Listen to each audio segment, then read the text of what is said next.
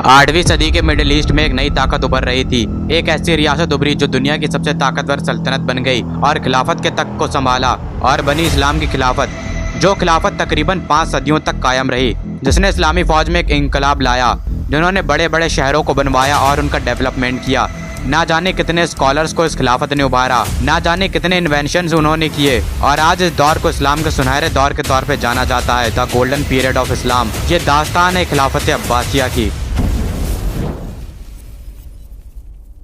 साल 632 में अरब के शहर मदीने में अल्लाह के रसूल पर्दा फरमा गए, लेकिन अल्लाह के रसूल के सहाबाओं ने इस्लाम को पूरे अरब और दुनिया के कोने कोने तक फैलाया और एक नई सल्तनत की नींव रखी। लेकिन इसे सल्तनत नहीं कह सकते हैं, ये तो खिलाफत थी, जिसका नाम था खिलाफत राशिदा। जिस वक्त खिलाफत राशिदा बनी थी और जब मुसलमानों के हाथ में क़यादत आई थी, तो उस वक्त मिडिल ईस्ट में 2 बड़ी ताकत हुआ करती थी। पहली थी रोम की सल्तनत और दूसरी थी फारस की सल्तनत। लेकिन मुसलमानों ने इन दोनों ताकतवर सल्तनतों को शिकस्त दी और फतह के बाद फतह हासिल करते गए। हजरत खालिद बिन वलीद और हजरत अबू उबैदा, हजरत साद बिन अबी वक्कास जैसे जाबाज कमांडरों की क़यादत में मुसलमानों ने इन दोनों सल्तनतों को घुटनों पर लाकर खड़ा कर दिया था। पहले रोम की सल्तनत जो यरमौक की जंग के बाद नस्तो नाबूद हो गई, और फिर दूसरी फारस की सल्तनत जो कासिदिया की जंग के बाद खत्म होने की कगार पर आ गई थी। सन 651 तक मुसलमानों ने रोमियों के 2/3 हिस्से को अपने कब्जे में कर लिया था और पूरी फारस की सल्तनत को अपने कब्जे में कर लिया था। लेकिन कुछ अरसे बाद हजरत उस्मान, जो कि इस खिलाफत के तीसरे खलीफा थे, उनकी शहादत हो गई, जिस वजह से मुसलमानों के दरमियान पहली सिविल वॉर लड़ी गई, जिसे पहला फितना भी कहा जाता है। इसके बाद हजरत अली को चौथा खलीफा चुना गया, लेकिन शाम के गवर्नर हजरत मुआविया ने हजरत अली से जंग करी थी और तकरीबन 5 साल के बाद हजरत अली को भी शहादत नसीब हुई। मस्जिद में पीछे से आकर एक शख्स ने उन्हें शहीद कर दिया था। इसके बाद खिलाफत राशिदा की जगह ली खिलाफत उमैया ने,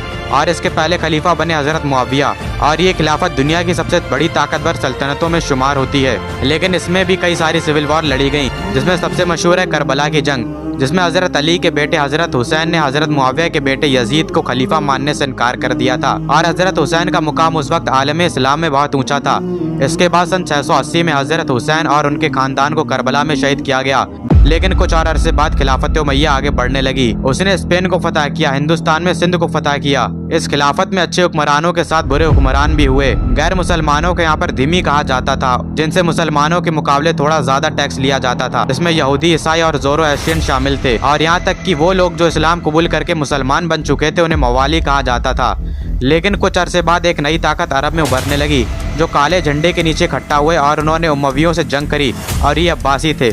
अब्बासी अरब के घराने से थे, जिनका ताल्लुक इस्लाम के आखिरी नबी के चाचा हजरत अब्बास से जाकर मिलता था, इसीलिए इन्होंने खुद को अब्बासी कहा। जब उमवियों के जुल्म बढ़ने लगे तो अब्बासियों ने असली इस्लाम को फैलाने का फैसला किया और मुसलमानों की क़यादत को संभालने और खिलाफत के तख्त पर हुकूमत करने का फैसला लिया। सन 747 में उमैया खिलाफत में फिर से एक बार बगावतें होने लगीं और अब्बासियों को सुनहरा मौका मिल गया।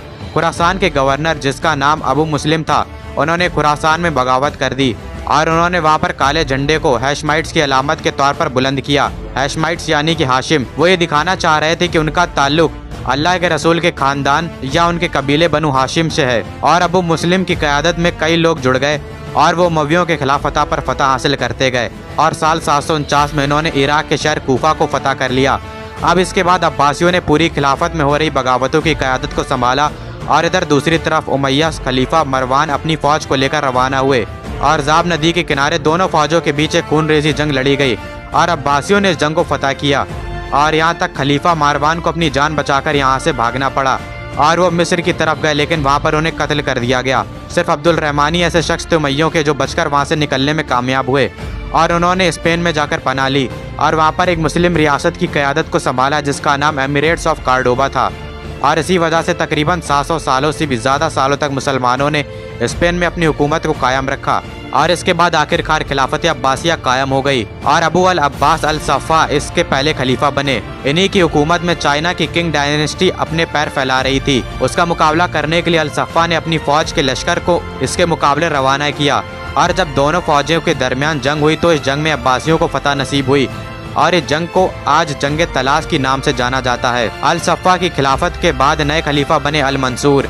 इनके दौर में कई सारी बगावतें भी हुईं। आखिरी बगावत को उन्होंने 762 में कुचला था, और उन्होंने दजला दरिया के किनारे एक शहर को बनाने का हुक्म दिया, जिस शहर को तारीख में एक अहम मुकाम मिला हुआ है, जिस शहर ने इल्म के मैदान में तारीख लिख दी।